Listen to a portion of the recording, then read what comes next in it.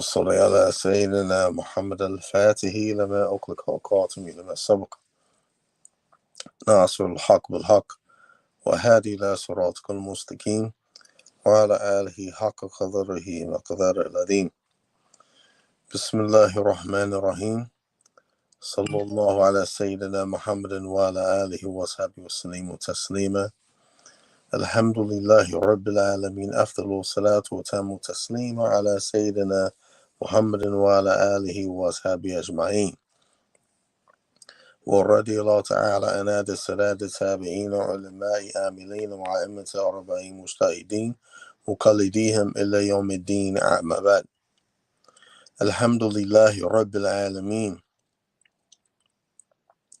Welcome to this is another the Soullutionz podcast. I am one of your hosts, Imam Muhammad Abdullah Ameen,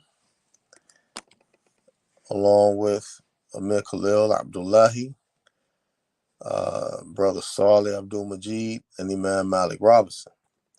Wa alaikum salam wa rahmatullahi wa barakatuh. But please make dua for our brother, our esteemed Imam Malik Robinson. He won't be joining us tonight. He's indisposed at the moment. Make dua for him, that Allah Ta'ala give him shifa. He's in the hospital at the moment, so he will not be joining us tonight. Our discussion tonight is on identifying issues within the community and advice moving forward. What we're talking about referring to identifying issues in the community. We're more so talking about the Muslim community and in general the African American community among the Muslims, right? And so this discussion is gonna go everywhere. We're gonna be all over the place. Some issues relating to death, relating to falling out of love with Islam,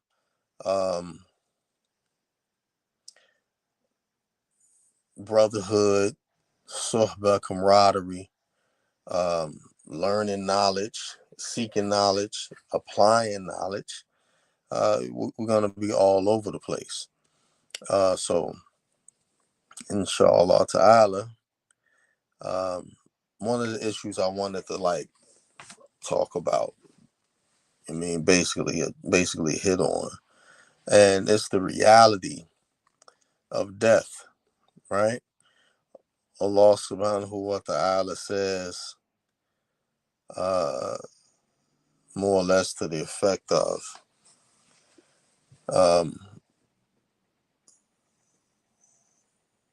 Subhanallah, Allahumma salli ala Sayyidina Muhammad.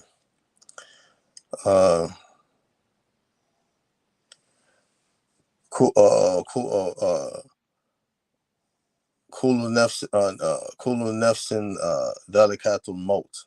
Every soul will taste death, right? Every soul will taste death. The thing about death is that this is something that we should always be reflecting on every day. All right.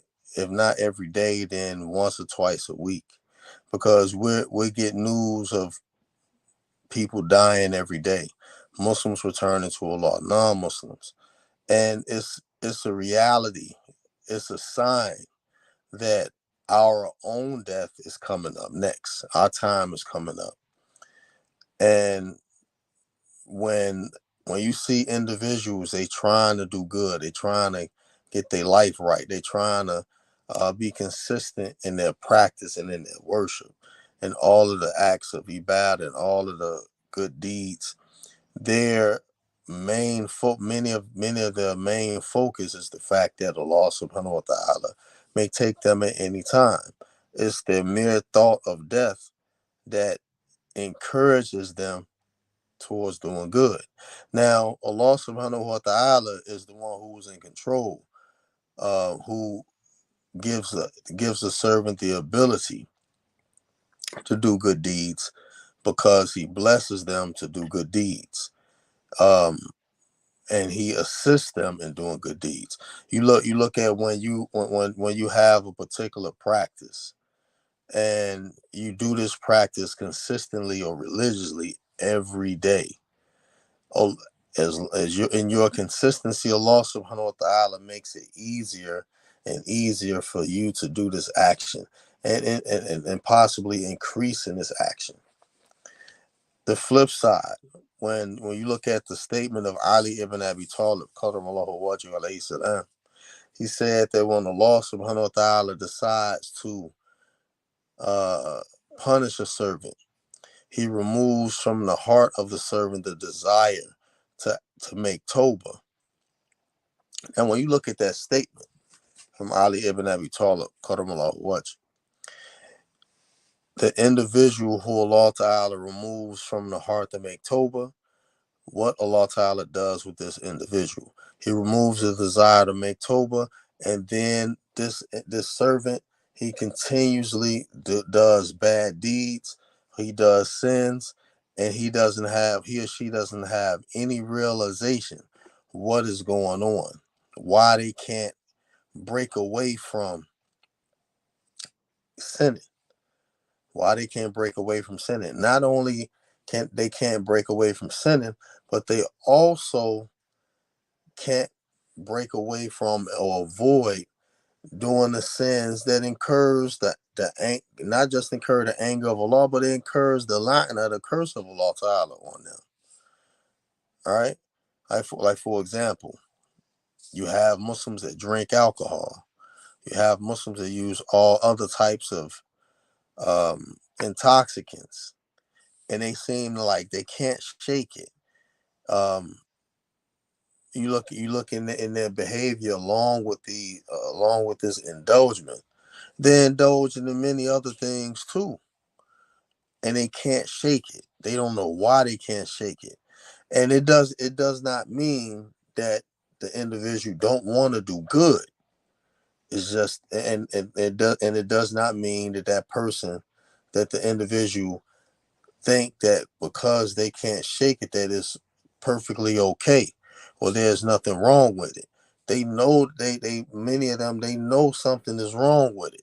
They just can't break away. All right. They engaged in other things too. Um Many may have heard me say this before, but I'll say it again. Much of our much of our behavior is also related to the not just the halal or the haram income, but it's also related to the haram intake of food, right? For example, Allah subhanahu wa ta'ala commands us to eat from the animals that has been slaughtered in the name of Allah. Bismillah, Allahu Akbar. Dhabiha Islamiyah. But many of us, we know that there are ayats where Allah subhanahu wa ta'ala says that we can eat from the meat from the people of the book. That's clear. Allah Ta'ala says that in the Quran. All right. The criteria from eating from the people of the book, their slaughter is supposed to be like our slaughter. But if you go in some of these slaughterhouses where they slaughtering bulls, or they slaughtering cows, or they slaughtering chickens, or they slaughtering goats and lambs, they're not slaughtering the animals the way that we slaughter our animals, which cutting the jugular vein, Bismillah, Allahu Akbar. Nor are they saying, if they do cut the jugular vein, nor are they saying in the name of God, right? Or in the name of the illustrious creator, right? They're killing the animals by blow to the head or shock treatment. A blow to the head is a kill a dead animal. which, you know what I'm saying, when once you kill the animal dies by a blow to the head, it becomes haram for you to eat. You can't eat that slaughtered animal because it's slaughtered from a blow to the head, or ravaged by arrows, or eat from an animal that fell off a cliff. Right? We can't eat eat these animals, or animal that we already found dead. I mean, we found dead in the woods or whatever. We can't eat from that animal, right? Wa alaikum salam wa rahmatullahi wa barakatuh. So we have, you know what I'm saying, a lot of time eating from this meat, eating from this haram meat also affects our soul. It also affects our practice, right? And how, you know what I'm saying, and our ability, and, you know, so Allah Ta'ala give us in our uh, putting forth effort and trying to implement the deen, right? So, you know what I'm saying, this as a result, eating haram meat related to, it can be related to halal income or haram income. The thing about income is that risk is already tied to your neck. Whether, if it's halal risk, it's already tied to your neck. If you make haram money, haram risk, that risk is also tied to your neck. You was gonna make it because it's decreed that Allah Ta'ala decreed that you was gonna make this haram money, right? So it's also tied. However, Allah Ta'ala, Allah Ta'ala can, if Allah Ta'ala give the individual the ability to transfer that haram income to halal income, then Allah subhanahu wa ta'ala is helping that individual in doing what's halal. Now, an individual, also, a person doesn't have the ability to to uh, avoid doing sins unless Allah Ta'ala protects them from doing sins. Like I said earlier, individuals, engaged in committing sins, and they brought up to where they don't know, they can't shake it. They still know it's wrong. They don't believe that it's okay, but they still can't shake um staying away from these sins. Meaning that Allah Ta'ala haven't protected them from doing that, right? To give them aid in doing good deeds. So, you know what I'm saying, that's one of the issues. And when you see, you may, when if you just happen to notice it or see someone is in that condition, make dua for them. Just like you make dua for yourself, make dua for them, and make dua for yourself that Allah Ta'ala protect you from falling in that state, because none of us are exempt. At any time Allah Ta'ala can change our condition. Just like at any time, Allah Ta'ala can change our condition from worshiping Him and turn us into a man worshiper, or turn us into a money worshiper, or turn us into worshiping anything other than Allah Subhanahu wa Taala. You know what I'm saying? So in our worship and our obedience, we are not supposed to be. We should not be. Um, we should not be arrogant in our worship. We should humble ourselves. Every bit of knowledge that Allah Ta'ala bless us to learn, it should humble us. And humbleness doesn't come by being stagnated. Humbleness come as you put what you learn into practice. What you learn into practice. If it's fair, then it's gonna check you. You're not gonna have to attempt to try to be humble. It's gonna humble you. All right, it's gonna humble you. The other thing, like I mentioned about uh kullu nafsin delikatul maut, that every soul will taste death, is that when we go to janazas, the purpose of going to janazas is the sole purpose is to fulfill the rights of your Muslim brother, your Muslim sister. However, in fulfilling their rights, you have to be mindful that this is a reminder of death, and that the Muslim's life doesn't begin until we die. Once we die, then our real life, this our real life starts, right?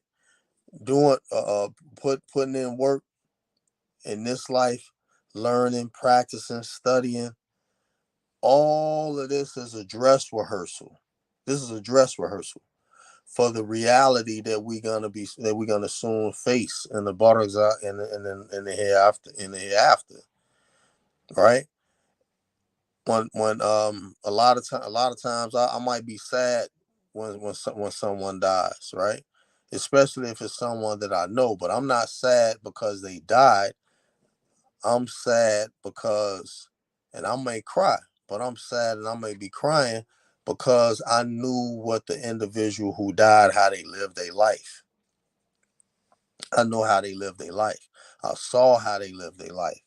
I may have been a reminder to them, and they may have reminded me of some things.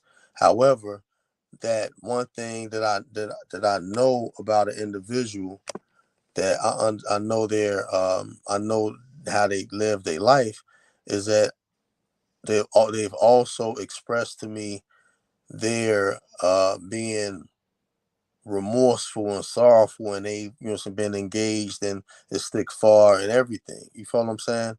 So the thing is that they may have couldn't shake certain things, but one thing that they consistently they maintain their hope that Allah Ta'ala will forgive them. They maintain establishing the prayer. They maintain reading Quran. They maintain dhikr. They maintain these things, but they were still tested by certain things that they just couldn't shake. Even though them things didn't deter them in their consistency on trying to get their self right.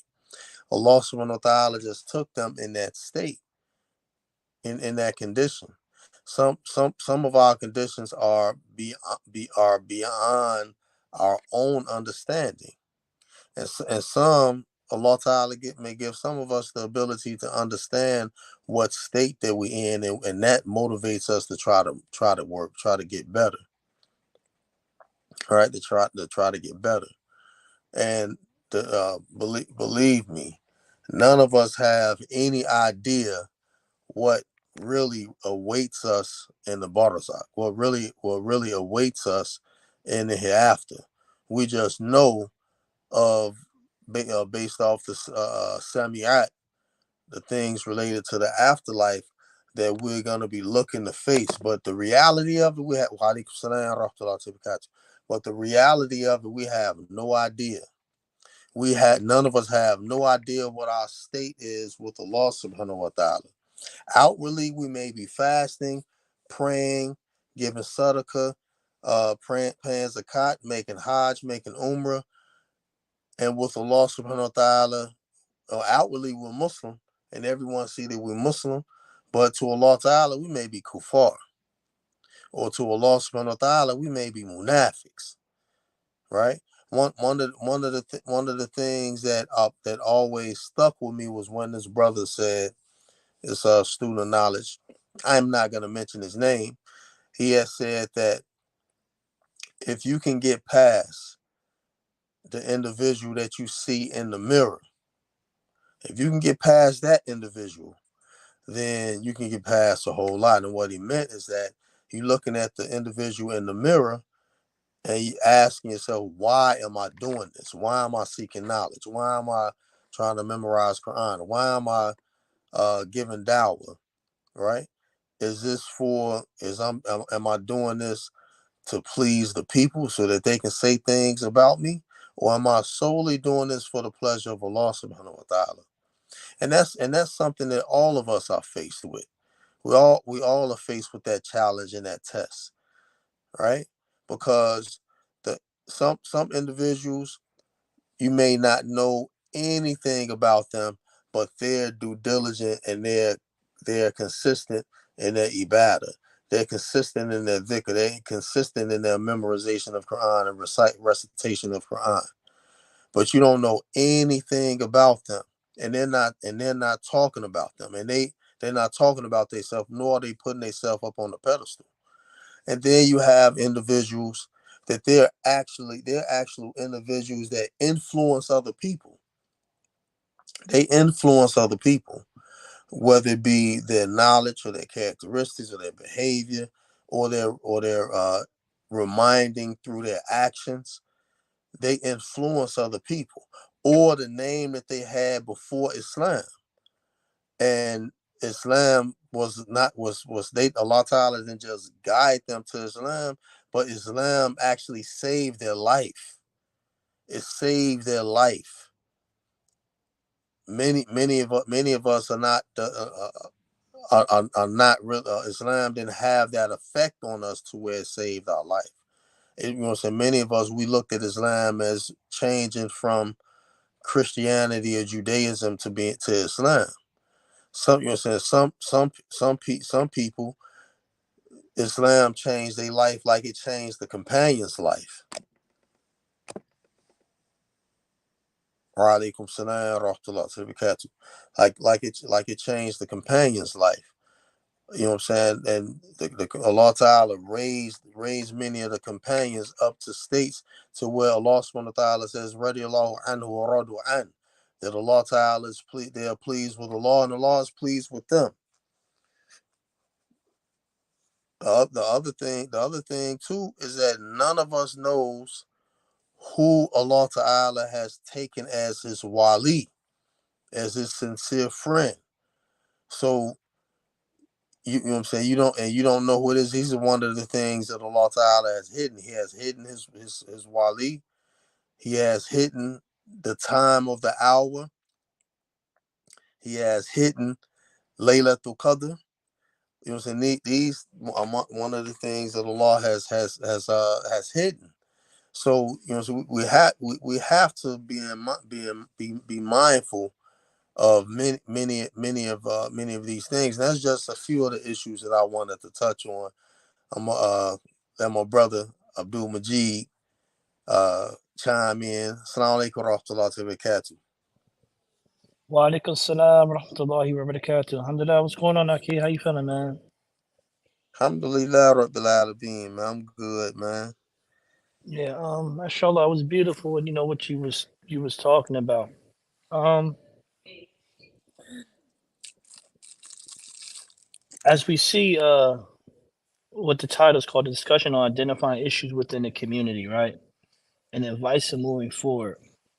Right. So first, we have to acknowledge, right, what are some of the primary issues of you know of the Islamic community, especially our community, such as the. I don't have a thing of saying African American Muslims. I try not to say that too much. I try to say inner city Muslims, right? Because inner city, when you grew up in the inner cities or ghettos, hoods, and stuff like that, we have a tendency of a culture that we grew up upon, right? So African Americans, that can mean any of us. If you, as a witness, me and Abu Muhammad, we went down to Atlanta and what was that, around April?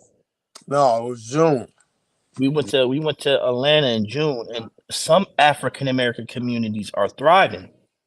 They're like very successful. Like example of what's that Masjid of Atlanta Masjid. Nah, Vendors out there, everybody supporting each other. Business next door. We had to wait close to 2 hours to get some food. Line is across the street. Right, so certain African American communities is thriving. If you go to some of the Worthy Muhammad communities, they're successful, right?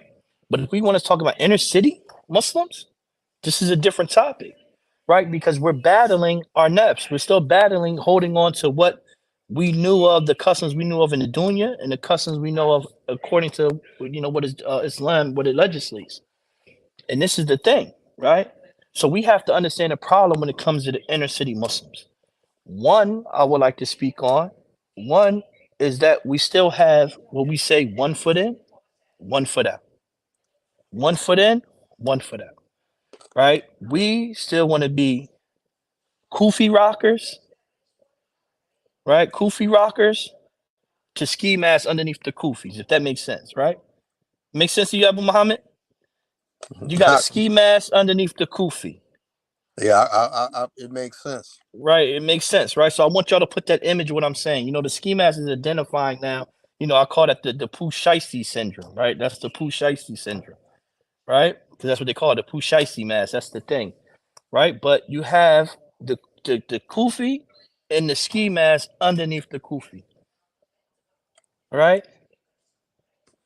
With our women, excuse my French, you have the booty shorts on underneath the hijab, right? You're trying to hold on to these two things when we have to let go. Allah subhanahu wa ta'ala speaks about going to Islam wholeheartedly, right? Not testing the waters. We understand that this is purification of the heart. So he says to come into Islam wholeheartedly. So we got to dive in that water. We have to dive in. We can't test the waters. So we hold on to these customs of doing it, right? And I spoke about this in the khutbah too, where we think about all the things we do still that's non-Islamic, right? The backbiting, the slander. You know, we try to do it cool. You know, the biggest thing now is exposing your sins, and then be like, you know what I mean? Like that's, you know, I rather, you know, expose it, you know, because you know what I mean. It ain't real if I'm trying to hide it. You know what I mean? That's not real. You know, actually, the Prophet ﷺ spoke about hiding your faults, hiding your sins. So that's not real. You exposing yourself. That's not real. That's not thorough. That's disobedient. That's you not caring about what is going on with yourself. Right. So we have this 1 foot in, 1 foot out. You know what I mean? And as long as we like that, that is going to be an issue because we're fighting that. And normally, you know, if we're not surrounding ourselves amongst the people who can make things better for us, such as people that reminds us of Allah subhanahu wa ta'ala, we're going to fall victim to back to the streets. Right, we all know the narration. You know, I'm not going to, you know, detail it. You know, because this, you know, when we're here on this podcast, the podcast directly, we use the evidence to support this conversation because we want to have a conversation with our people. We just don't want this to be a living lesson. We want it to be a conversation. We want you to interact with us, and we interact with y'all. That we know about the, you know, when saying keeping good company, keeping good company is as if you walk into a fragrance store, right? And what is it? What is the opposite, Abu Muhammad? Bad company. What's the opposite? A blacksmith. A blacksmith, right? And we know all the details with that, right? We know the details of it, right? So normally we have friends that are blacksmiths majority of the time, right? We don't want to be around the brothers that, you know what I mean, that can be like, yo, bro, you tripping, man. Allah subhanahu wa ta'ala said this, man. You're gonna be like, man, I don't want to hear that, Sharif. I'm going through it right now, man. I don't want to hear that, Sharif. You go to the blacksmith. You want to beat down about, yeah, bro, man, you know, and then you know he's gonna give you some advice. You're gonna fall back into the cracks. You're gonna fall back in the cracks. We have these blacksmiths as friends. We know them more, right? And the sisters, you know more Shaniquas, right? You know more Shaniquas in practice and sisters. And the excuse with the women who say that they don't want to really be around the Muslims. Oh, they staring at me funny. They think I want their husband. Well, sometimes it could be the case. You know, but it's still good sisters just like you that want to meet sisters and have sisterhood just like you too. Are you at the places where that can happen? Right. So we have this 1 foot in, 1 foot out type of thing, right? That's the first issue. Right. The second issue is what Abu Muhammad and what's the brother that you was talking to yesterday? Brother, well, brother. What's his name? Wasim or something like that you was on the live with? Wasim, yeah. Wasim. Wasim. This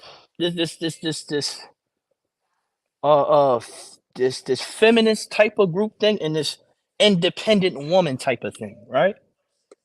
Where if he ain't got the bag, I don't really want him. If he ain't got the bag, I could do bad by myself, you know. And and you want to be the imam of the household. So our women aren't being women. And excuse me, I don't want to think that I'm attacking y'all because you know the rebuttal is, oh, you men ain't being men, you men ain't being men. Your men ain't this, y'all men ain't that. Yeah, your men, your breath smell like onion rings. Even though you brush your teeth, you're gonna kill us with everything, right? You're gonna kill us with everything. So yeah, so that's going to be the rebuttal. Oh yeah, you men ain't this. Y'all a bunch of dogs. You smell like tartar sauce. You're gonna kill us. But in reality, that's what it is, right? And that's what it is. Oh, he ain't got the bag. I don't want him. Even though he could be the best thing for you, and you can grow together, gain financial wealth together, right? But since he ain't coming in with just as much as you, when sometimes you got to look at the opportunities that you had when you wasn't doing it, right? And he wasn't doing it. He sacrificed everything to make you smile. When I mean not that he's with you, meaning that for him to be the cool guy, he got to sell the most drugs. He got to bust his gun. Excuse my French. He got to sacrifice everything, and because he sacrifices everything to get you, he intends to have a record now. He went to jail for 10 years. What you about to say, Mark? You started cheesing. Go ahead. Throw your 50 cent in. When something that what you had just said kind of reminded me of something the brother Wasim said, and it struck me. He What said was it, bro? a sister, she want to give you 50% monogamy, but want 100% of your provision. Mm. I was like, whoa, 50% monogamy, but 100% of your provision. Now, and when he said it, I took it as being condescending, because I think he was actually talking about polygyny without even saying it. But every sister, if they, what I'm saying, if they want it, they would be married to a man that doesn't have another wife, right? But looking at the time that we living in, a lot of sisters, they may settle for it because they see qualities in the brother that they want to marry, and their deal with being a wife, another wife to him. Right. In some cases, you have some sisters who are married and they don't remember that, or they don't give any attention to them being married until their husband take another wife. Now they remember that they're married, right? Now they paying attention to the fact that they're a married woman. You follow what I'm saying? Because they got a little bit of competition. Sometimes competition is good. Sometimes competition is toxic. In the case like that, the competition is toxic, because if it wasn't for this other sister, your sister in Islam, being married to your husband, you wouldn't get no act right and no straightening about yourself. The minute that it's just you and there's no other wife that he's married to, then you want to treat him like trash and do what you want to do. And you know what I'm saying, and make up new innovative statements and all this stuff, halal cheating and all this type of stuff. What is halal cheating? What the heck is that? And it caught me when they said that. Yeah, he's halal. How are you lawfully cheating? Like, Yeah, you lawfully robbed the bank. You know what I mean? Like it's he legitimately. it's an oxymoron. It's an oxymoron. You know. One of the comments, someone said men set the tone, especially in polygyny. That's Can, absolutely right, but I mean, and that's true though. Like and that's true though. that's absolutely true. That's true. We do and, set the tone, but and, we can set the tone. We can set the tone, but sometimes a woman want to turn the volume down. in reality, the man who's gonna engage in polygyny, he's gonna do it regardless. You know what I'm saying? He may not necessarily have a reason for it. What is an actual valid reason for a man to take another wife? There actually isn't one. If he's gonna do it, he's gonna do it. Right, and Not, one of the things that use he can't take care of this home. Like as I said before, you don't know the agreement what he got with this other sister. and you don't know what Allah Ta'ala is gonna provide for him more with marrying this Right. other. We don't know anything. We just know that he better be just to you. What the reality of the tone of marriage? Who does Allah Ta'ala place the provision with? Who does he give? Who does he provide the provision for? To he provides the man with the provisions to take care of his family. He There, provides the man with, do you see the answer? he The money he increases his in the comment. he increases his provision. Allah Ta'ala is the one who increases it, and he's the one who decreases it.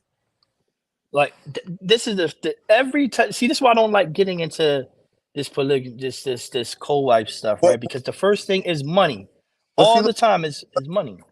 but but it's perfectly right though. It's not really about the money. It's about the barakah that Oh, Allah. forgive me. Oh, it says I'm not talking about the money. Okay, yeah, forgive me.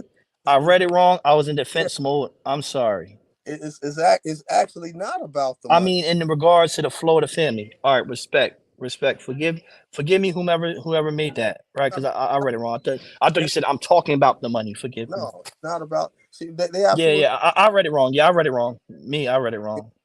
So it's about who said Allah Ta'ala putting the barakah in the marriage, putting the barakah in the marriage. A lot of times we may get married. We may be married like 6, 7, 8 times. A sister may be married 6, 7, 8 times. She don't the sister don't know what husband Allah Ta'ala placed her barakah with. Just the same the brother doesn't know which wife Allah Ta'ala placed barakah with for him. You know, Right.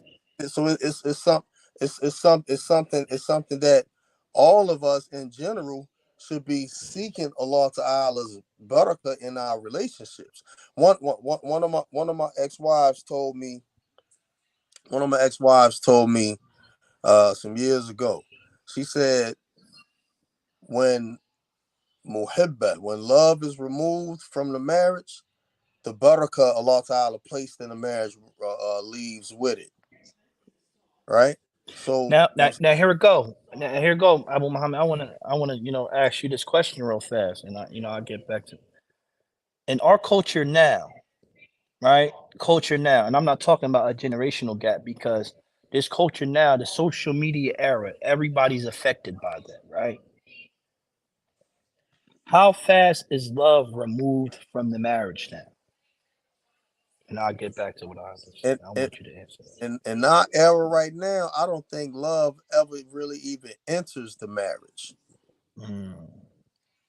It comes along, it happens, but in the beginning, it's not even about love. It's about in the beginning of a marriage, it's about a transaction. And some couples never come out of the transaction stage. What do I mean by transaction? Right? The offer of the mahar and the acceptance of the mahar, right? The offer of the dowry and acceptance of the dowry. The offer, the agreement that the husband and wife have in regards to um, maintaining things between them, right? The agreement, the what the having the walima right after consummation or having the walima a year later. All of that is related to the transaction. Some of us never leave that part of the marriage, right? The minute Allah Ta'ala tests the marriage with things, then it's about my rights this, my rights that. Anytime you have a couple, the husband and wife, they at each other's throat about who's fulfilling rights, who's not fulfilling rights. That's a recipe for disaster. I think it's over. I think it's over once that happened. No, it's not. It's not. I said me because normally it don't it doesn't it only lets up until the next argument. It's not necessarily over with some couples, with some marriages. When that discussion comes up, they start trying to resolve it and bring about a solution, right? S- And and, Sometimes, and then some sometimes, and also sometimes they may come to another agreement. You follow what I'm saying? So the thing is that they may come to another agreement, and that coming to an agreement may settle that issue. It may settle that issue for that time, for a long period of time. The issue may come up again. You follow me? So the thing is not having that discussion. It's not always bad. Sometimes it could be motivation. sometimes. But Sometimes. that's why I said in art and this new social media era, and the reason why I'm gonna rebuttal it from what the conversations we have on the phone. These conversations we need to record these joints, right? That when we said that about Toba, right? That how often do we offer Toba? And you said a lot of them don't even, a lot of us don't even offer Toba. So I look at it like this: once this argument start going, right? And this, as somebody said in the thing that once hardship come, we flee. So once this, oh, you ain't doing my rights, you ain't doing this, you ain't doing that, you ain't doing this. Normally, normally, once this start coming into play, this fight continues. This fight continues. And now in our generation now, as the person said, soon as it get too overbearing, man, I'm out of here. I'm out. I'm out. We flee. We don't like I can't really speak on, because my mother, I said I grew up, a little bit different. If I told people my life, like really sat down and told people my life, like, dang, bro. But other year you seen on TV back then, you would see a woman. All right, anybody ever see the joint with what's the guy name? What's the singer? Frankie Lyman. You ever seen that movie with Frankie Lyman? You ever seen that joint? Yeah, I've seen that joint. I forgot what it was called, right? Frankie Lyman was on Why do fools fall in Why love? Do Fools Fall in Love? Bull was on crazy dog food, right? He was barking up and down the street how much dog food he wanted. It doesn't open for you? Hold on one second. Let me make sure. Let me accommodate these people. Go ahead. Go ahead. Keep. I'm gonna get them out of here. I'll be right.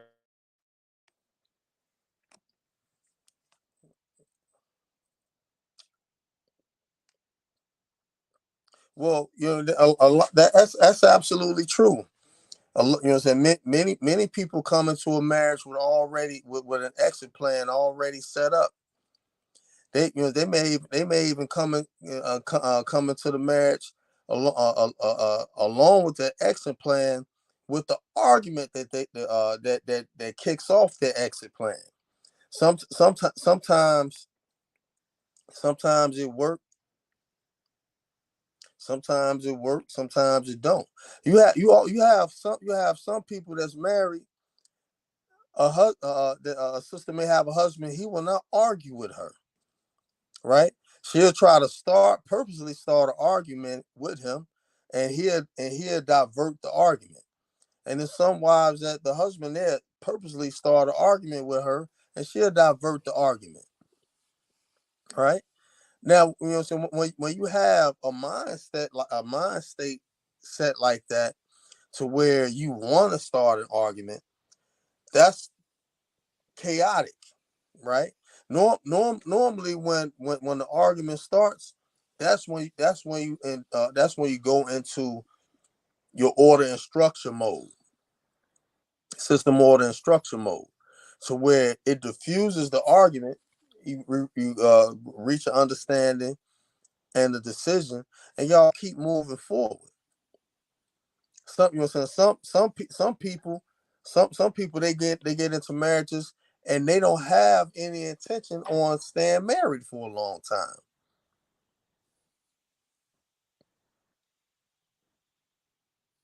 That's true. You know what I'm saying? You know what I'm saying? So a lot of times, we got to reach our own conclusion and decision on why we actually getting married. If we're not getting married for the establishing community, building a family, building community, we shouldn't be getting we shouldn't be getting married at all. You know what I'm saying? Having children. You know what I'm saying? Having children is a part of marriage. But Building family is a part of marriage. now here it go, right? Here it go. Here goes some more icing on the cake, right? What about this culture that happened that it was like an error, a whole era, at least about 2 generations.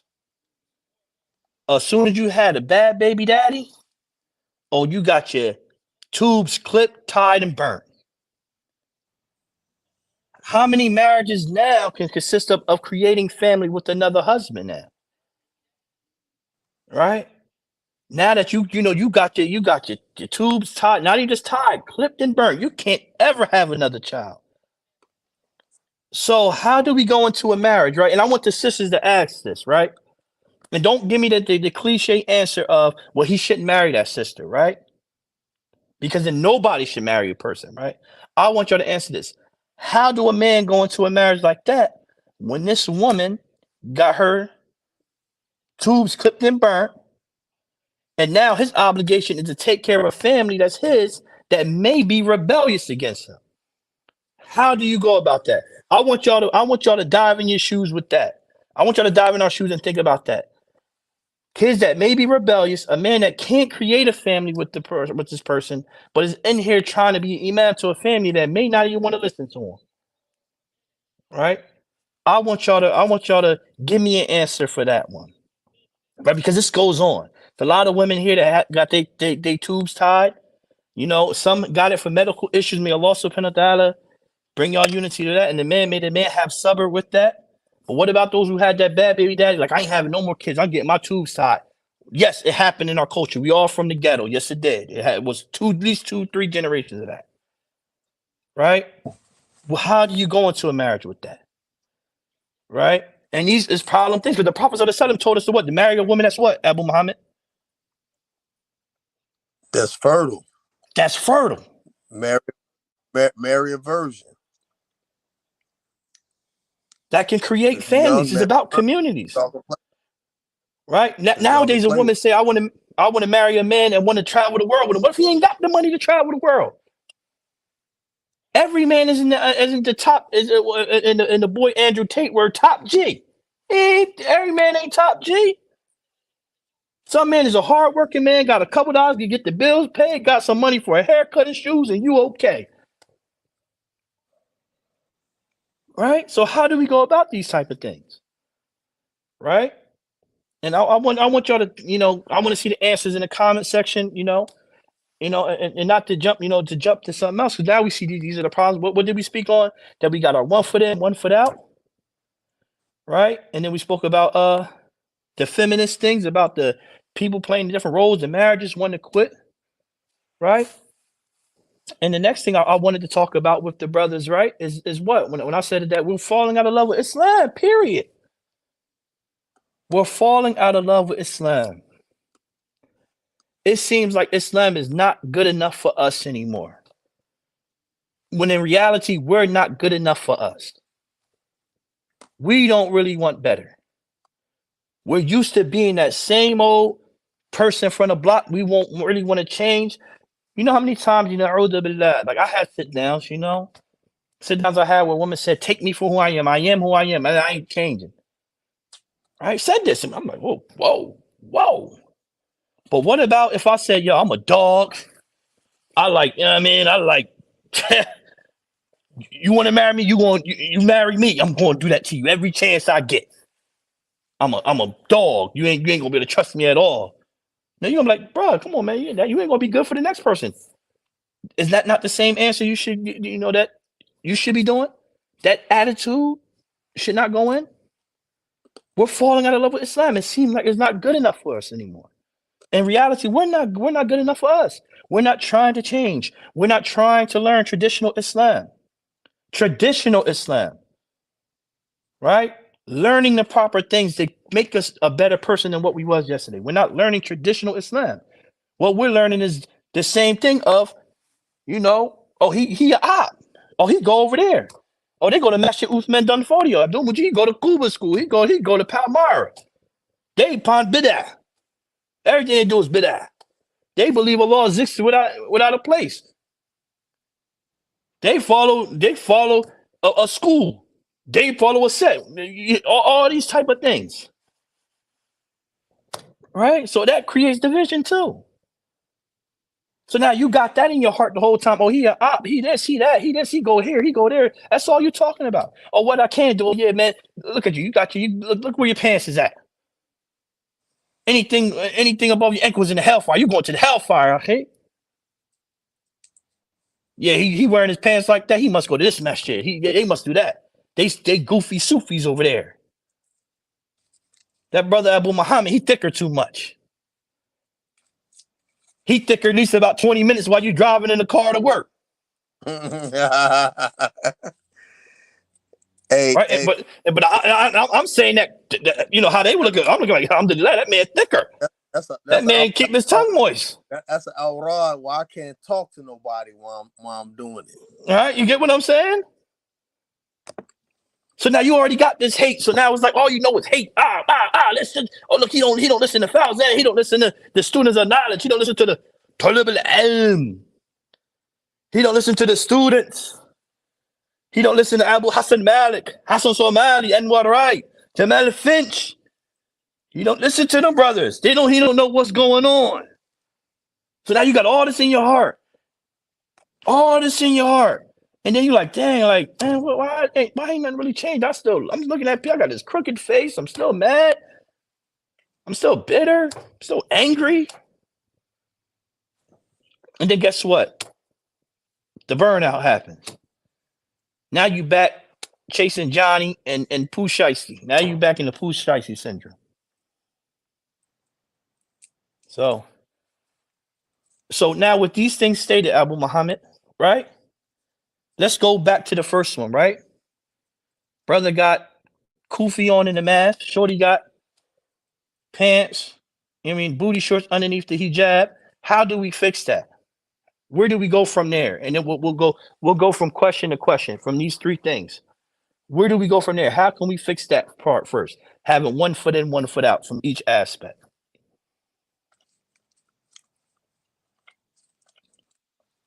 Someone said it's lack of proper aqidah. You follow other cultures, Western hegemony, and Euro-Arab hegemony, hegemony, and are not pertinent right now on our hoods. With all this knowledge, we're not fighting for our people. All right, now we the reality is that we have to put into practice what we claim to believe, right? If so the only way that we're gonna have to be sincere in addressing our people is with love. What the love at, right? What the love at?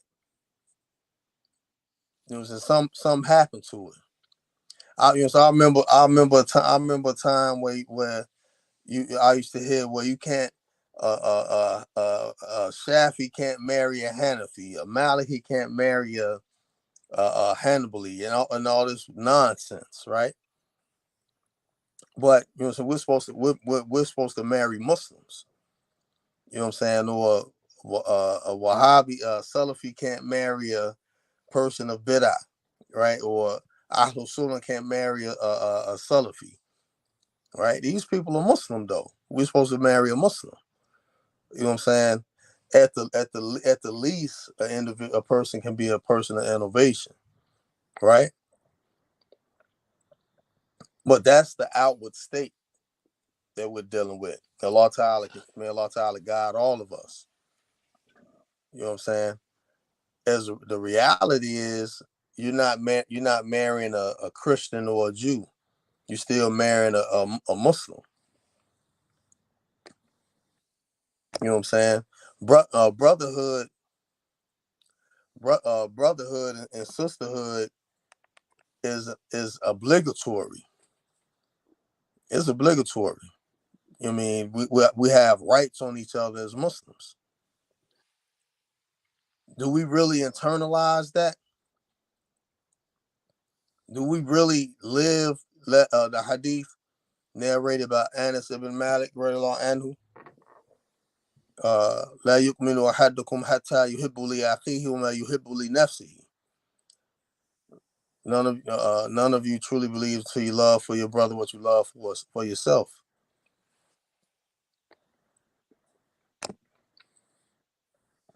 So and it's plenty other issues. So I came to the conclusion that we have modernists and modern Muslims, modernist Muslims, and we have traditionalist Muslims. What's the difference between the modernists and the traditionalists? The modernist, the modernist is the Muslim who breaks away from tradition, but their modernism is founded on what was traditionally transmitted and preserved. A traditionalist is that it's tradition to follow the message of Allah, the Sahaba, the Tabi'in, and the Tabi'in. Because the Prophet ﷺ, he said that these are the best three generations, right? So our practice and foundation of Deen starts from is founded from the best three generations. So that means from the best three generations all the way up until this time, we have a connection. We're supposed to have a connection through an unbroken chain of narrators of hadith, transmitters of fiqh, transmitters of aqidah, transmitters of tasawwuf, all the way back to them first three generations, in each one of the sciences of Islam. Right? So you get this book, right? It's written by Sheikh Uthman Den Fodio, or is written by Imam Ibn Abi Zayd Qarwani, right? And you learn these books of this author, teacher to teacher, back to the author, right? Now when that's only one text. That's only one text. Now when you look at the transmission of fiqh, then you're going into the what was taught teacher to teacher from the ayat, from the book of Allah, from the Sunnah of the Prophet Sallallahu Alaihi Wasallam, and how this understanding of this methodology of how this fiqh was transmitted, and as a reality, all of the sciences are supposed to connect you back to the Prophet Sallallahu Alaihi Wasallam. So you won't be able to do that without having a qualified teacher.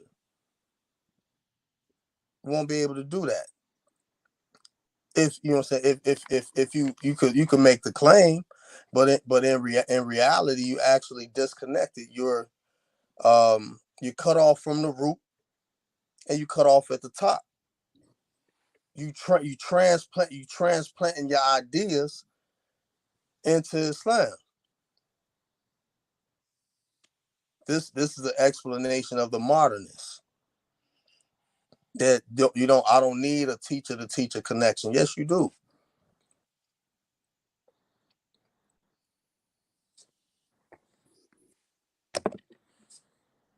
So so these are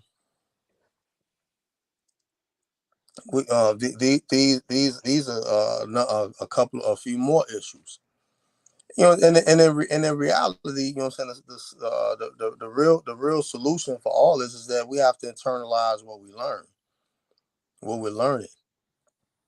You know what I'm saying? We have Internalizing what you're learning, and what Abu Muhammad is trying to say, you got to start practicing what you are learning. That's exactly what internalizing means. You got to put it in action so it can be embedded in you, right? As Muhammad said, this is something that's not used. Okay, question for everybody. Certain people that that take from a school of thought and a school in Aqidah, I don't want y'all to answer this, right? I want the people who's, I love all y'all for the sake of Allah. Our idea is to teach y'all proper Islam, to come up with these solutions, right? So this is what I want y'all to do. He said weird, right? The people who say I only take from Quran and Sunnah that's watching us, can y'all identify what a weird is to me? We have comments, we will read them. One thing we're doing right now, we're reading a lot of comments. We're interacting with the folks right now. So what is a weird? Anybody who take from a school of thought and a school in Aqidah, please do not answer. I don't want to put names out, but I will put names out. So please don't let your fingers do it, because there's one person that is going crazy. Don't do it. I want the people who say I follow Quran and Sunnah to tell me what a weird is. Right? Do that for me. And going back to what I'm saying, and Abu Muhammad, you are absolutely right. That is another primary issue. Just I follow Quran and Sunnah.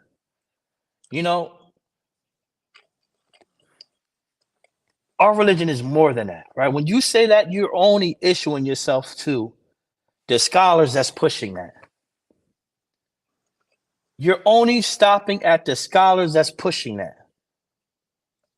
I asked a person earlier today, do you know who Ibn Hajar al-Asqalani is? The person couldn't tell me and spoke to me and argued with me about Jumu'ah Mubarak for 30 minutes. And I said, again, I'm asking you again, who is Ibn Hajar al-Asqalani? Do you know? I ain't got to answer nothing with you. I said, oh, there it go. That's the Salafi butter knife. All right, back up. I ain't got to say that to you. Back up. They hitting you with that right there. Oh, come on. Look, we're trying to have dialogue. I want you to understand. So if you're saying that, you're only pushing yourself from the big five. You're pushing yourself to the 1988 Los Angeles Lakers. Right? You're that's it. You're not getting nowhere else after that. And that's a problem. Now you're taking away from all the beautiful scholars. He said Uthman Danfodio. Anybody who is not a person who takes from a school of thought and Aqidah, a school in Aqidah, please tell me, do y'all know who Uthman Danfodio is? Ameen. It's okay to say no. This is a learning lesson. Because we're trying to show you, like, dang, you're missing out on a lot of people that you won't be hearing mentioned. They might throw Shafi in there. They might throw Malik in there. They might throw they don't really throw Abu Hanifa in there because they think he's weak in hadith. They're going to throw Ahmed ibn Hanbali in there because they're somewhat, Hanbali. But then the Sheikh Ibn Taymiyyah, rahimahullah ta'ala, which he's still a scholar, is the top dog. And then everybody else fall underneath that. In reality, his works is not even the primary works of the Hanbali school. Who works not? Ibn Taymiyyah. He's not an authority in the Hanbali school. Is as I said, the primary authority. I mean, you gotta go through all the other folks before you get to him. Not the primary source yet. It's not. Ibn Qudama is. Then you start following that chain. That will tell it. So, did anybody answer that? Abu Muhammad, did you see? Someone said a dhikr or dua that you consistently do. Who said that? I bet you it's somebody. Who. Well, a word is not just a dhikr and a dua. And a dua. It's not just that. Yeah. It's not just that. You know what I'm saying? There's a time that's associated with it, and there's a length depending on what the awrad, what the dhikr, what the weird is. A weird is just what you said in essence, a dhikr or dua that you consistently do, but associated with a time that you do it. With a time that you do it. So if you practice Islam in totality, Islam is a will. If you practicing it every day consistently, but it's also certain times, like it's times for the salah, different times for the salah. It's different times as you do these awrads or these weirds or these dhikrs. Someone answered Sheikh Uthman Den Fodio is the Mujaddid 1232 Hijra. And you know who answered that, man. Yeah, Which I told which I said, don't answer it. Don't do it. And you jump rope. and you did it. You know what I mean? Hard headed. You know? Ibn Hajar Asqalani, Shafi'i, no, don't read that person answer. Don't do it. Don't because they hard headed. They are extremely hard headed. No.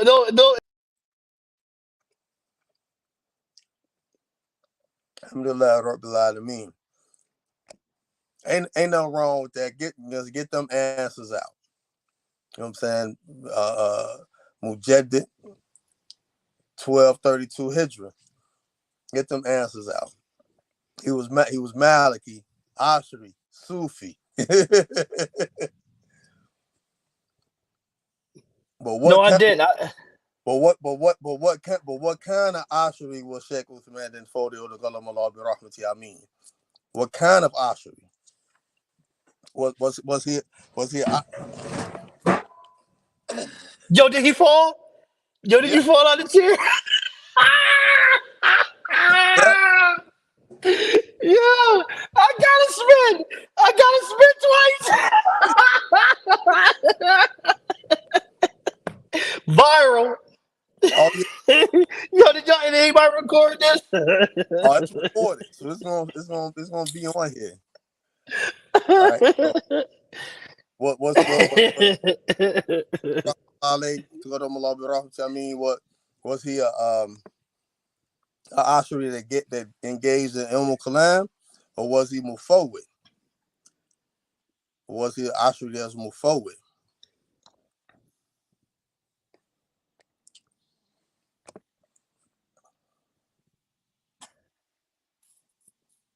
He was a move forward. Who said that? I said that. I know you said that. I wasn't asking you. Okay, yeah, he was Mufawwid. And even when you read his works, his books on Creed Soullutionz and Umdatul Bayan, Umdatul Ulama,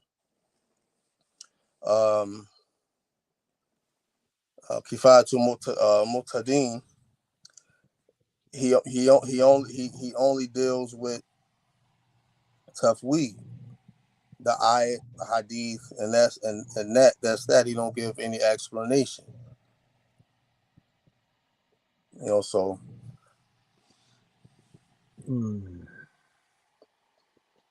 Yeah, so alhamdulillah, man. I'm glad my children was asleep when I flipped. They would have got you. Oh man, we going viral. It would have been bidding on me. It would have been. you put hands and legs up. He was like,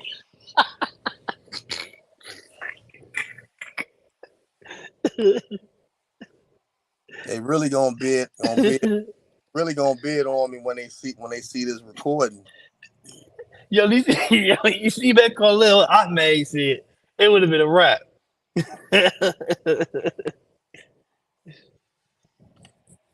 But back to what we saying. Now here it go. Question to y'all again.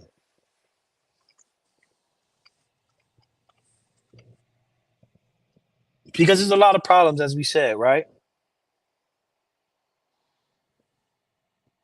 No, it's shareable.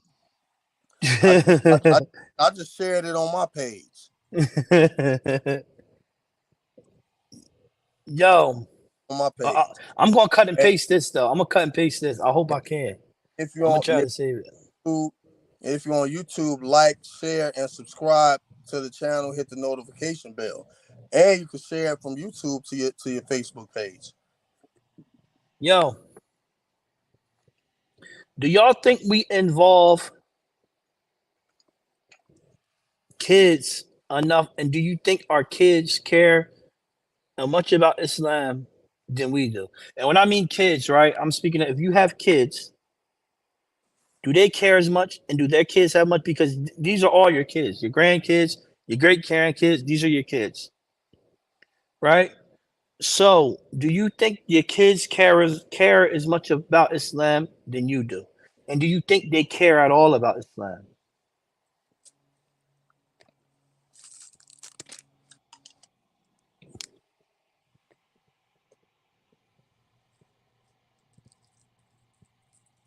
And another question for y'all: how important it is to marry our children young in our culture, our society, than allowing them to roam? How do y'all feel about your child? Anybody who has a child, 15 to before college. So what's that, 15 to 18, Abu Muhammad? What, college? Before college. Like 14, 15. 15 to 18, right? About 15. Because the 13, 14, they still kind of like, they still a little too kiddish. When you 15, 16, you kind of start like, yo, I'm broke. Right? Like things is getting real out here. You know what I mean? Certain times and certain places, they may evolve a little bit more, but really the 13-year-old, they still 14, they still kind of like, eh. But 15, 16, you starting to be like, yo, man, like something ain't right. So from 15 to 18, how important do you think it is to marry our children off young to other people that's in the same age bracket that they may like? How important that is to y'all?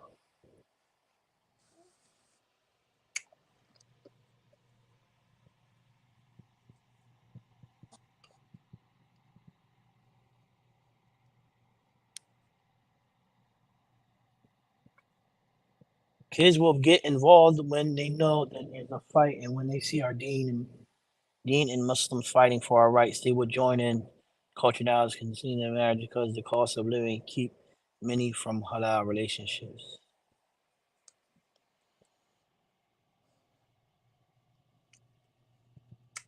Yeah, you're right. We don't take advantage of the youngins. Not at all. Not at all. And like, but the thing about, Philadelphia compared to, places like me and Abu Muhammad, grew up at, I'm from Jersey, right?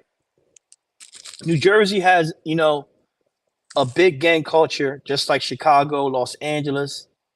The only thing that's really like Islam is like was kind of embedded in that city a little bit because of how close they was to the city was Camden. But really outside of everything else, we have a gang culture. And North too, because about what they had going on at the time. But even with that, once after that era left, it became a big gang ball of gang banging. So even if, right, your children they have some sort of thing they can look on and say, look what's going on, look what my dad, my mom did this, they know a little bit about this, and they can ask, even if they go astray, right? What places like me and Abu Muhammad grew up at is that if you don't catch them young, they're gonna be involved in something. They're gonna be involved in something. I'll give you an example, right? My nephew, my sister lives in a nice house, very big crib. Lieutenant in Trenton State Prison, make good money. Husband, he works for SOG in Trenton State Prison. He's a weapons trainer. They make money. Nice big house, swimming pool in the back. She's very beautiful. My nephew, since they was at least about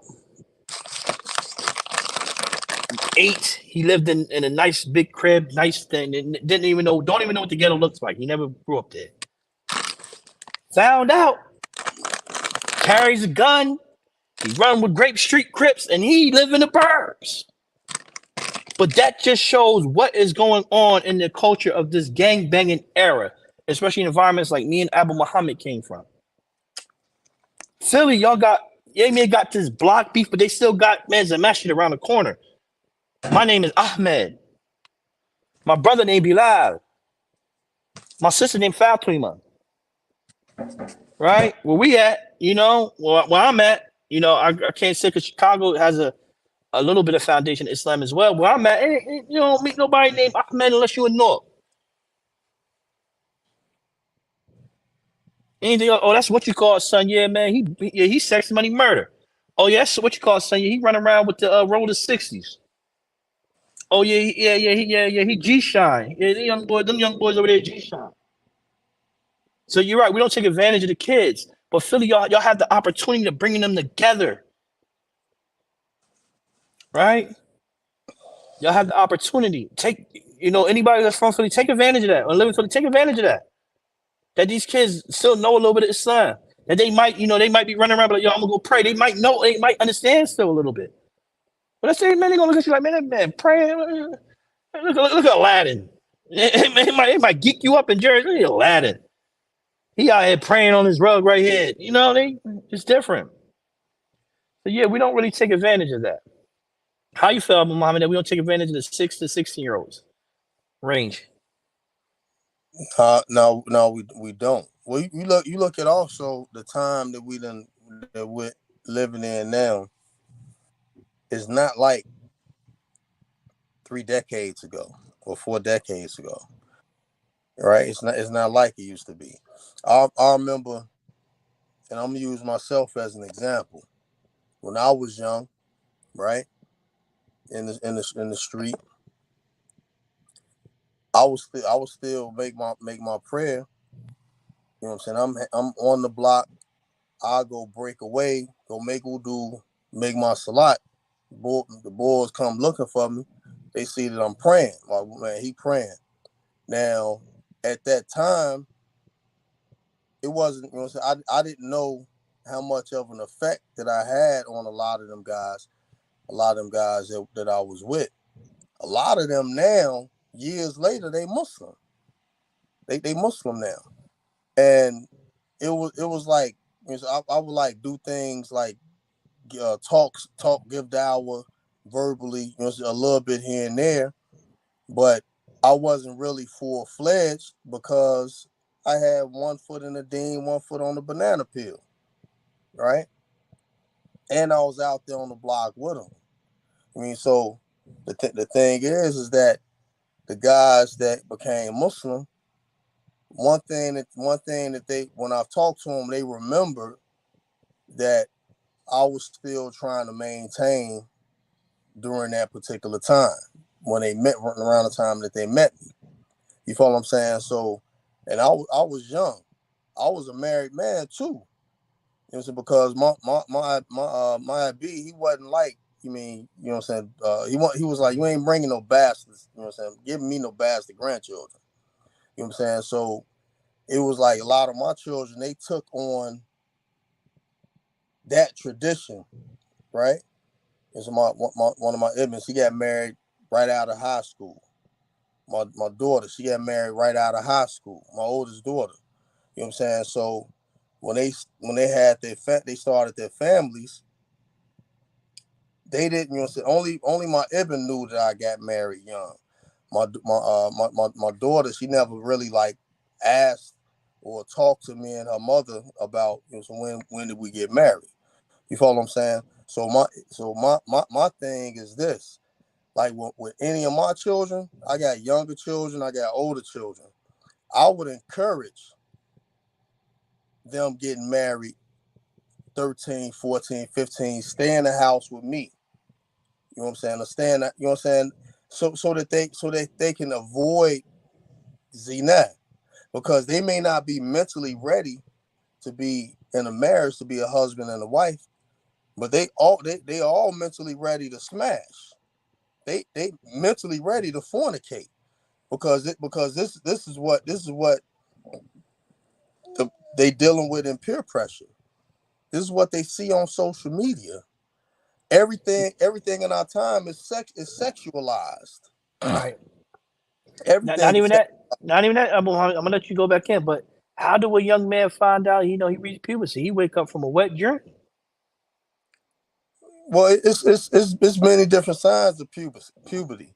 He wake up. He could have a wet dream. The beard and the hair. But majority of the time, they wake up Yeah, with a young. I mean, that's how you know he ready to go. you know what I'm saying? You know but the most obvious is that they have they have wet dreams. You know what I'm saying? They have wet dreams, and the thing is that with most young men, most young men fall victim to peer pressure faster than young women. You know what I'm saying? They most so if you know what I'm saying, if we're teaching our children values, moral values and spiritual values, I mean that we're gonna instill that in them. They're gonna want to be married before they engage in a sexual relationship anyway. I was with my children yesterday, or was it earlier today? No, it was earlier today. All right, it was earlier today. My stepdaughter came in, and I think you know what I'm saying. She had got irritated from something my wife said to her, and she said, "I ain't having children until I'm married." I was like, "That's a good." I said out loud, "That's a good idea," because she mumbled it and she didn't think I heard her. I'm like, "That's an excellent idea. Have children when you get married." You follow me? So the thing is, by her saying that, lets me know that she is that's one of the things on the bucket list. You follow me? And she didn't say fornicate. She didn't say have a girlfriend. I mean have a boyfriend. You know what I'm saying? She was talking about having children inside of marriage. So that means that tells me that she understands that only the children are only supposed to come from marriage, not from fornication.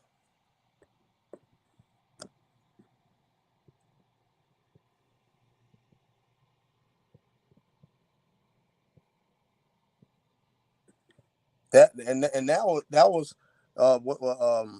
the last comment is one of the things I was thinking after my stepdaughter said that. You know what I'm saying? Who can I who how hard is gonna be to find someone who would marry her. You follow what I'm saying? Like with my children, if my daughters are not fully educated in Islam, I'm gonna get them educated.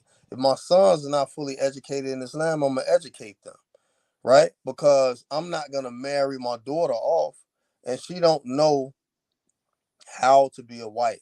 She doesn't know how to be a mother, right? And these are the things that the children they learn from the parents. These are the things that as parents we provide this knowledge, right? We have to provide this knowledge to our children.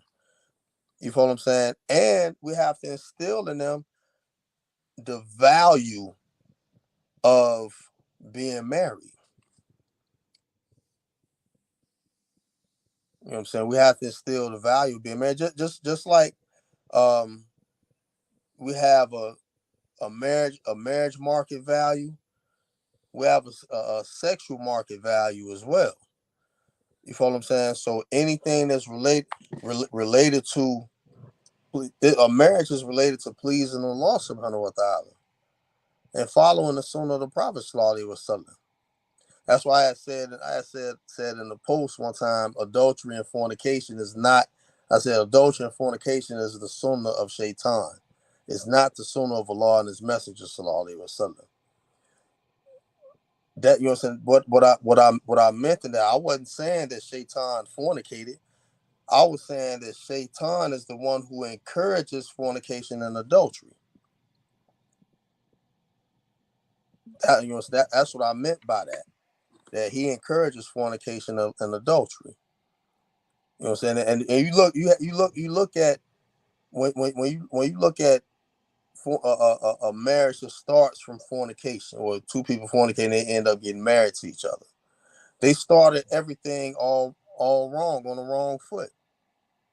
In the beginning, Shaitan was involved. He gonna continue to be involved either way it go. Even if the marriage didn't start from having a relation with each other before marriage, soon as you get married, Shaitan is full fledged trying to break the marriage up. So one of the biggest tests that we face with our youth is trying to instill these values in our youth in a manner in which they could um, reflect. They can grasp it. They can grasp it.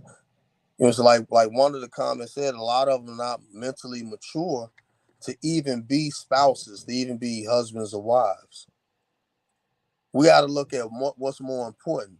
Is it more important to allow them to not be married and to fornicate, or is it important to get them married to save them from that test?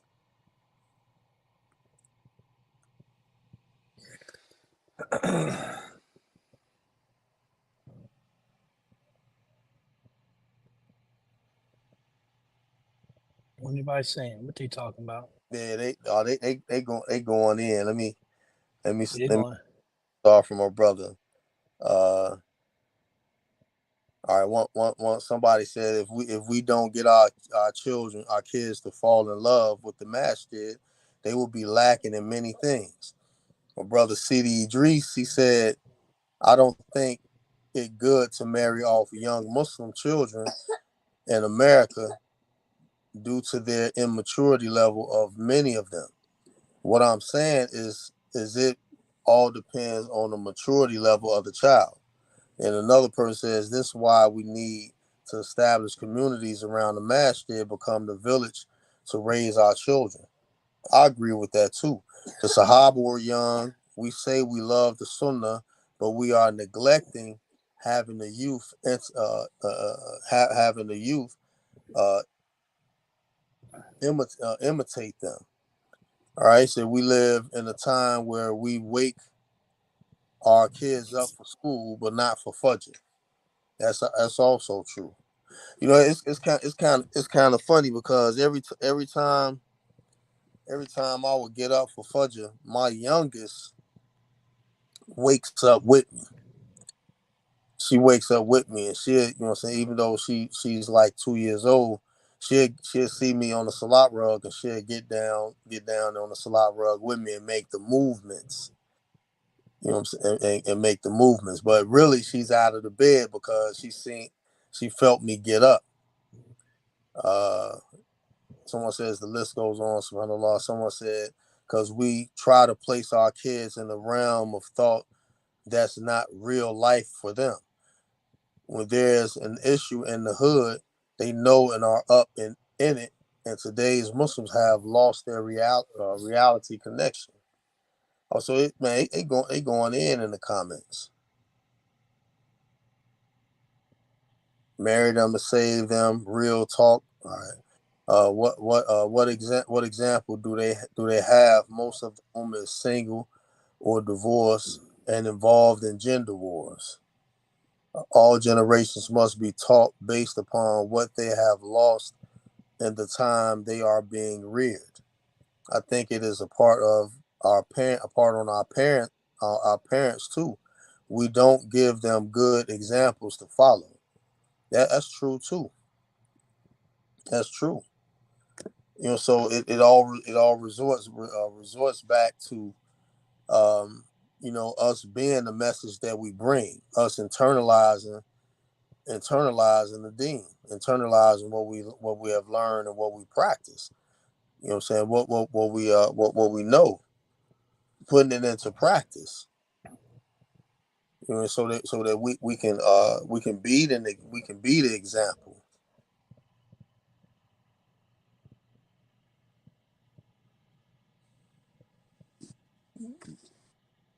So we can be the example for our children, because a lot of issues that they are faced with is, the key sources is that they didn't see it in the home. That's true. And we almost coming up on our 2 hour mark. Alhamdulillah. So everybody didn't come on. Imam Malik, please make dua for him. Make dua that Allah Ta'ala give him shifa. I mean, Yeah, that's true too. Young Muslims are witnessing sisters come out of hijab and twerking on TikTok. This is a real problem. It is, without a doubt.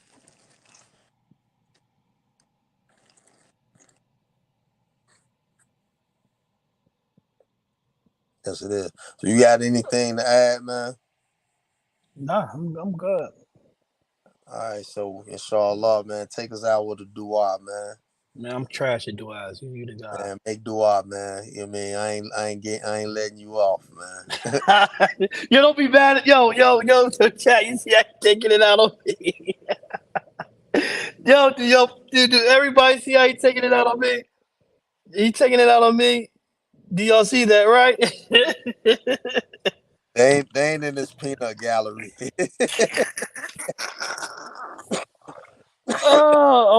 Subhanallah Azim. I'm about to offer a short little dua. I'm trash at dua, fellas and sisters. But y'all see he coming at my neck now because you know what I mean. I should never laugh. Now he coming at me.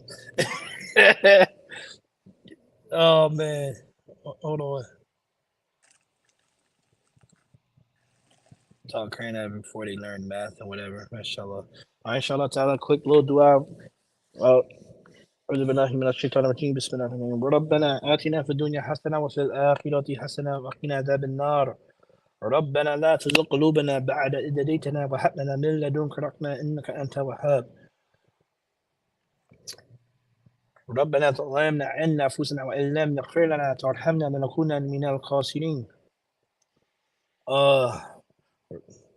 Inshallah ta'ala, like I said, I'm horrible at du'as. Oh, okay. And you just put this up yourself, Abu Muhammad? You just did this? Nah, the moderator did. Okay, inshallah ta'ala, I'm gonna read that too. Don't miss out on Tajdid As-Sunnah, newest publications. Risalatul Istiqamah, Trace of the Uprightness by Amir Khalil Abdullahi, and Ummatul Bayan, the second edition, on Masjid and Folio.com. Inshallah ta'ala. I hope y'all receive benefit from what we did today. And inshallah ta'ala, like, share, and subscribe. All you so we can be an algorithm of that. What else? Donate to. I still need an Apple Pen. I still need an Apple Pen. We're going to, the Solution Podcast. We're going to come up with a Cash App joint because I see other imams they get a couple dollars. Why can't we get a couple dollars? This stuff take hard work too. I still need an Apple Pen. I think Abu Muhammad, what you said you needed a laptop. Yeah, I need a laptop. You still need a laptop. I'm just asking for Apple Pen. MacBook. All the ballers who got Klarna Afterpay, you could put it on your Afterpay. You could put it on your Klarna. Y'all could donate for the laptop. I think what he said, he need a MacBook Pro. Matter of fact, get him an Air. Get him an Air. 2018 Air. That'd be sufficient for him. That'd be good. Hey, I still need a second generation Apple Pen. I'm gonna be laughing for days on this joint. Brother Muhammad need another chair. Who said that? اللهم صل على سيدنا محمد الفاتح لما أغلق والخاتم لما سبق ناصر الحق بالحق وهادي إلى صراطك المستقيم وعلى آله حق قدره مقداره العظيم. Yo, hold on. I'm trying to see what's going on.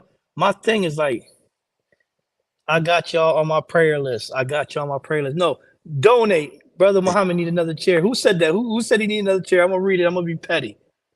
But inshallah ta'ala, I screenshot at the time too. So when y'all see me on the phone, I was on YouTube looking at the time. I think it's posted on Facebook as well, where you can see it. So you can go to my page, click on it. I chopped it up. So right there from the fall to the spin is right there. So go ahead and look it up. We're gonna make this viral. We're gonna put it on YouTube. We're gonna put it on World Star. Everybody in the chat say World Star. But inshallah ta'ala, y'all have a great night. Are we at the, you want to end now? You want to end at the two? Yeah. Yeah. So we offer dua, inshallah ta'ala. Please, like we said, like, subscribe, donate, Apple Pen, MacBook Air, 2018, 2019. There you go. We'd be happy with that. Assalamu alaikum. Huh? New chair. And new chair too, new chair. He need a rolling chair like this so he can do this. He won't be able to fall. Got the back. You see, look. You see that? Can't fall. Fall proof. You see, look. Fall proof. Ameen. Allahumma ameen. Allahumma ameen. All right. Assalamu alaikum wa rahmatullahi wa barakatuh. Everyone have a good evening.